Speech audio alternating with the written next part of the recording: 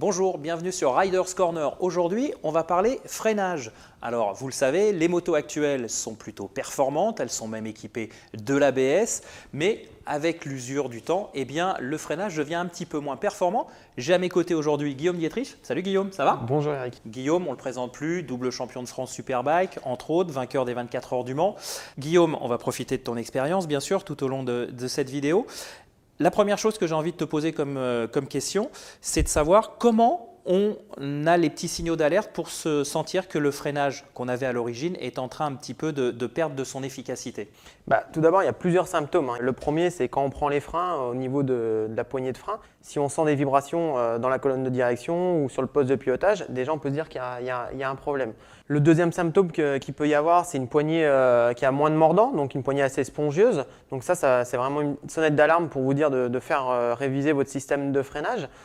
Après, ça peut aussi se traduire par un freinage qui va faire du bruit. Pourquoi? Parce qu'il a trop chauffé et on va voir sur son disque de frein, on va voir un disque qui a bleui. Ça veut dire que votre système commence à être fatigué. Pareil, si vous prenez la poignée de frein et que vous sentez des ondulations au niveau de vos mains, ça veut dire quoi? Que votre disque de frein qui normalement est bien plat, là il va être un peu voilé, ce qu'on appelle un disque voilé. Après, sur quel point on peut agir pour améliorer justement le freinage qui se dégrade? Il faut vérifier son liquide de frein, à voir le niveau. Après, pourquoi pas faire une purge des freins. Donc ça, c'est quelque chose qui devient technique, qui devient assez compliqué à faire. Donc là, encore une fois, je vous conseille de vous diriger vers un professionnel. Ça va être les choses déjà les plus simples à vérifier.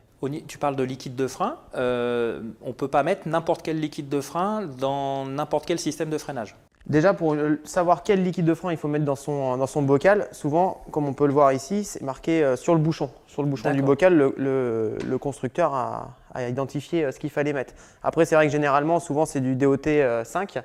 Donc voilà, mais encore une fois, il faut bien vérifier sur le bouchon ou si ce n'est pas marqué sur le bouchon, sur la notice de la moto. Guillaume, on vient de voir donc pour l'entretien. Maintenant, qu'est-ce que tu nous conseillerais si on veut améliorer le freinage? Ça passe par quel point? Tout d'abord, il faut savoir que le système de freinage, ce n'est pas un élément. C'est un ensemble d'éléments qui va faire que votre système il va être plus ou moins endurant et avec un mordant plus ou moins franc. La chose la plus facile à vérifier et à changer, ça va être tout d'abord les plaquettes de frein. On va pouvoir voir l'usure visuellement et à changer, ce n'est pas quelque chose qui demande une grosse opération. Mais pour ça, il faut savoir quelle utilisation vous allez avoir de votre moto et de votre freinage. Si vous allez avoir une utilisation routière, une utilisation sportive ou autre. Donc il y a plusieurs gammes de plaquettes de frein qui existent. Les trois principales, ça va être des plaquettes qui vont être en sinter-métal frité. Après, on a des plaquettes organiques et des plaquettes pour une utilisation beaucoup plus sportive en carbone céramique. Donc là, ça va être vraiment pour l'utilisation un peu plus piste.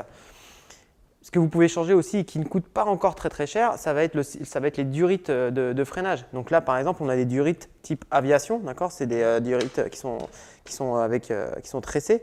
Ça, c'est quelque chose que n'importe quel professionnel peut vous changer et qui ne va pas encore vous demander un gros engagement financier. Ensuite, si on veut vraiment améliorer son freinage, on va changer les disques de frein. Pour ça, il y a plusieurs types de disques qui existent. Il y a des disques semi-flottants, des disques flottants, des disques acier. Donc là, il va falloir vraiment vous diriger vers votre accessoiriste pour avoir une bonne indication. D'accord. Et puis évidemment, on peut aussi changer le maître cylindre, mais là, on rentre vraiment dans des proportions un peu plus, des utilisations un peu plus sportives. Donc ça va être de changer le mètre cylindre, donc de mettre des mètres cylindres un peu plus performants.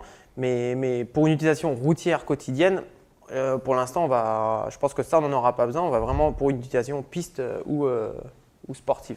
Merci Guillaume. Sachez enfin qu'il existe des kits de réparation et d'entretien pour les maîtres cylindres et pour les étriers, les joints de piston. Voilà, c'est terminé pour aujourd'hui en ce qui concerne le freinage. Quant à moi, je vous dis à très bientôt sur Riders Corner.